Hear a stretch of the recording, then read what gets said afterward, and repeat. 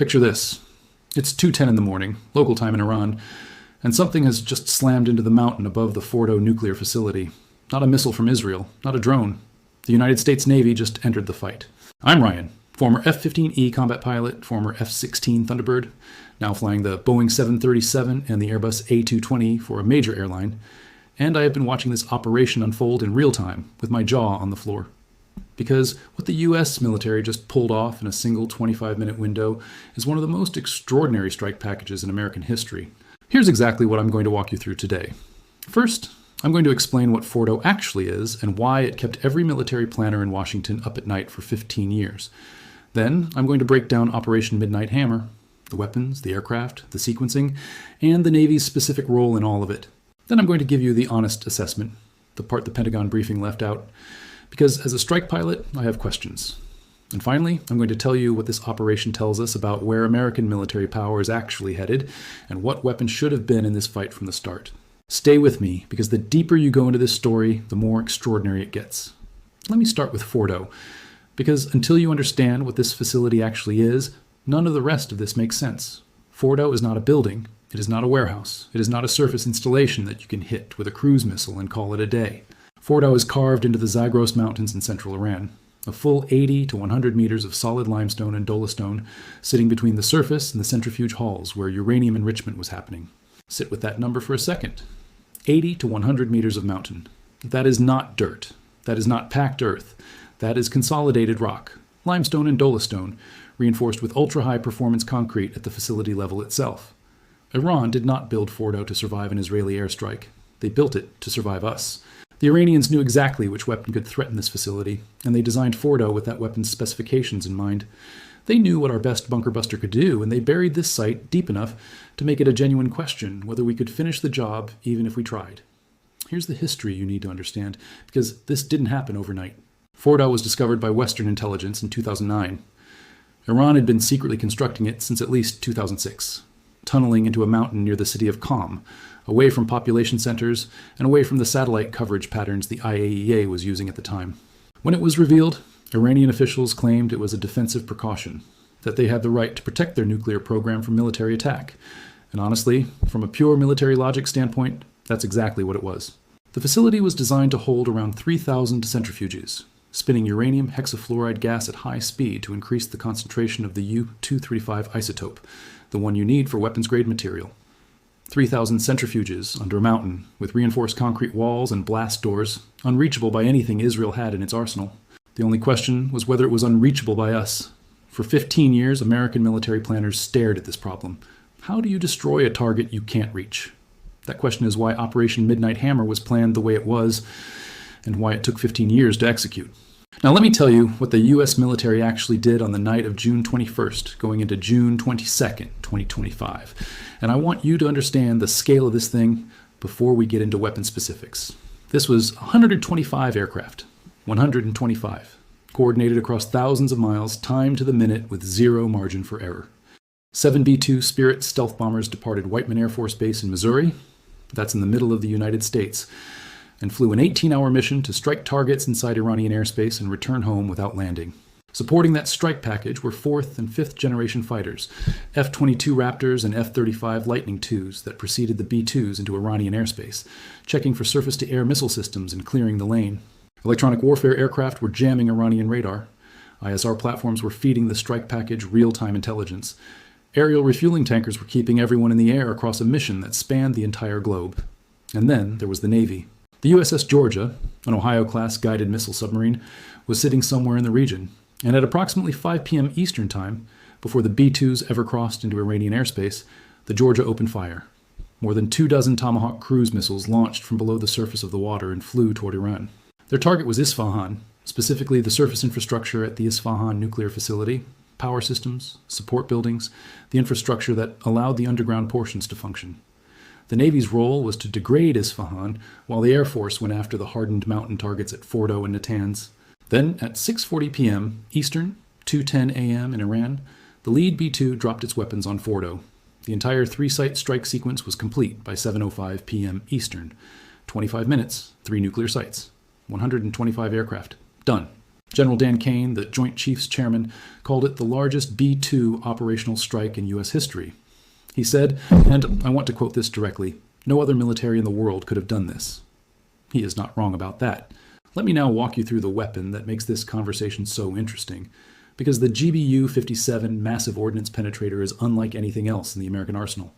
This bomb weighs 30,000 pounds. 30,000. That is 15 tons dropped from a B-2 at high altitude toward a specific point on a mountain. It is over 6 meters long. The casing is hardened steel, engineered to withstand deceleration forces exceeding 10,000 Gs as it punches through rock and concrete. It carries over 5,000 pounds of high explosive inside that casing. The guidance system is GPS and inertial navigation combined. And here's the detail that separates this weapon from everything that came before it. It has a void-sensing fuse. That means as the bomb is penetrating, it can detect when it has reached an underground cavity, a tunnel, or an open chamber, and it adjusts the detonation timing to maximize destruction at that precise moment. Think about what that means.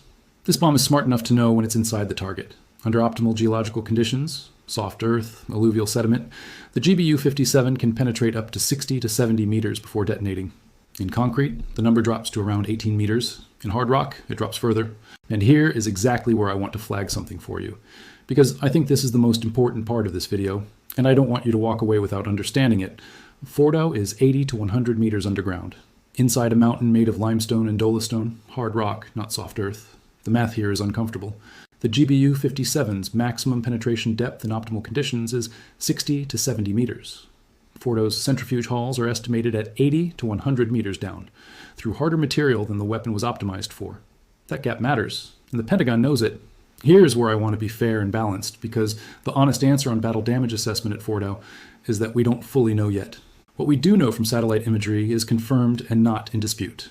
Maxar Technologies imagery taken on June 22nd shows multiple large-diameter penetration holes along the ridgeline above the Fordo underground complex.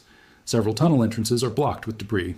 There's evidence of land subsidence, meaning the ground itself shifted from the underground detonations. A layer of ash and disturbed earth covers a large area around the site. The IAEA described the damage as enormous. Iranian Foreign Minister Araghchi himself acknowledged the site's sustained severe damage. Iran's initial claim that damage was quite superficial was so quickly contradicted by their own officials that it didn't survive the news cycle.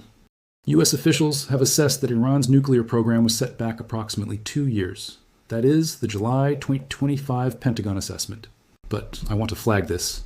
A leaked DIA report suggested the sites were damaged, but not fully destroyed. Israeli intelligence separately assessed that Iran's nuclear program was not eliminated. And independent geologists noted publicly that the depth and geology of Fordo made it genuinely uncertain whether the centrifuge halls themselves were reached. As a strike pilot, here's what I take from that. We hit the target. The question is whether we reach the target's core. When a pilot drops a weapon, the objective isn't to damage the surrounding area. The objective is to destroy what's inside. And the honest professional assessment, based on what we know about the weapon's penetration limits versus Fordo's depth, is that this is probably a significantly degraded outcome rather than a destroyed outcome. Here's what I think actually happened, and I want to be clear that this is professional assessment, not confirmed fact. The MOPS likely collapsed the tunnel entrances and access shafts. They likely destroyed power and ventilation infrastructure. Subsidence evidence in the satellite imagery suggests significant underground structural damage. The centrifuge halls themselves, at the deepest point, may have survived, but they are now inaccessible, unpowered, and surrounded by a mountain that has been substantially destabilized. A working nuclear facility needs access, power, cooling, and communications. Fordo lost all of those on June 22nd. That is not the same as destroyed, but it is also not the same as intact. That is not a criticism of the mission. That is a recognition that Fordo was built to be the hardest target on Earth, and we hit it with everything we had. Now I want to bring you to the strategic picture, because the weapons and the aircraft are only half the story. Iran has been racing toward nuclear capability for decades. The Fordo facility specifically was a response to intelligence. Iran knew the US and Israel were watching Natanz, so they built a redundant enrichment capability inside a mountain where conventional weapons couldn't reliably reach it. That is a rational military decision. Brutal to admit, but rational.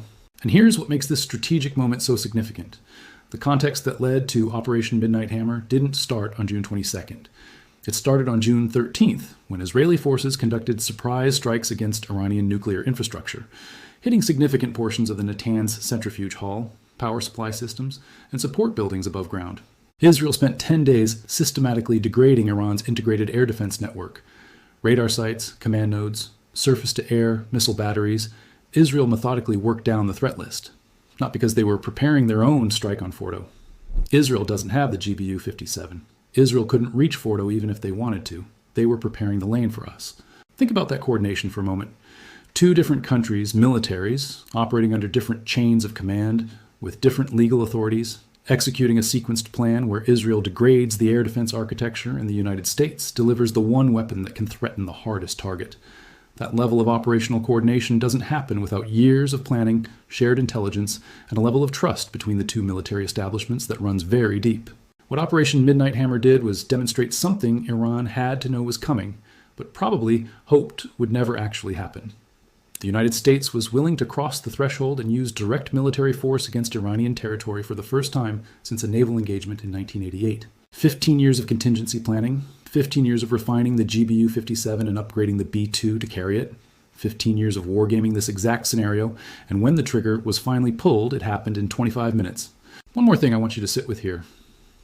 Trump announced publicly that he needed 2 more weeks to consider whether to use military force. That statement came less than 48 hours before the strike. That was a deliberate deception tactic. While Iran's military leadership was planning around a 2-week window, the strike package was already in the air from Missouri. That is not something that bothers me from a professional standpoint.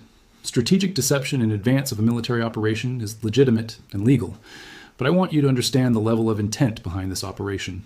Nobody accidentally plans on 125 aircraft and a submarine strike on 3 hardened nuclear sites. This was coming, and they used every tool available, including information, to make sure it succeeded. From a deterrence standpoint, that message lands differently than any diplomatic statement ever could. The question that every Iranian military planner has to ask themselves right now is, even if Fordo survived, what happens next time? Because here is what I know from sitting in a cockpit. The first strike is the test. The second strike is the lesson applied. If Iran rebuilds, or if they disperse enrichment to new hardened sites, the planning cycle for the next operation started the moment the B-2s landed back at Whiteman. Let me now tell you what weapon should have been in this fight from the start, and why its absence might be the most strategically important detail in this entire story. The title of this video says Hypersonic Missile, and I want to address that directly, because the US Navy's Hypersonic Development Program is exactly the capability that this mission highlighted the need for. Let me walk you through what hypersonic actually means, because the word gets thrown around a lot, and I want you to understand the physics before we get to the strategy. Hypersonic is defined as Mach 5 or faster, 5 times the speed of sound, which is roughly 3,800 miles per hour at altitude. The weapons we're talking about in U.S. development programs fly at Mach 5 to Mach 17, depending on the system and the phase of flight. Now compare that to a Tomahawk cruise missile, which flies at around 550 miles per hour, subsonic. Compare it to the GBU-57 gravity bomb, which reaches near transonic velocity falling from altitude, maybe 700 to 800 miles per hour at impact. These are powerful weapons, but they are not in the same physics category.